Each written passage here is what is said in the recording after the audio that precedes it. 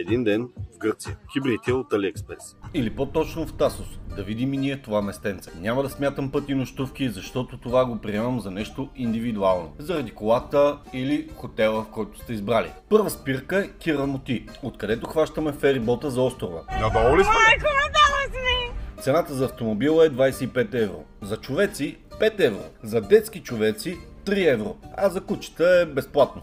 Аз лично бях за първи път на ферибот и беше много готино. Един съвет. Може да носите малко хляб във вас и да храните чайките. Да стигнахме в Тасос и бързаме към плажа. Цените на плажовете са различни. Има места с безплатни чадъри и шезлонги срещу консумация, но има и места с платени такива.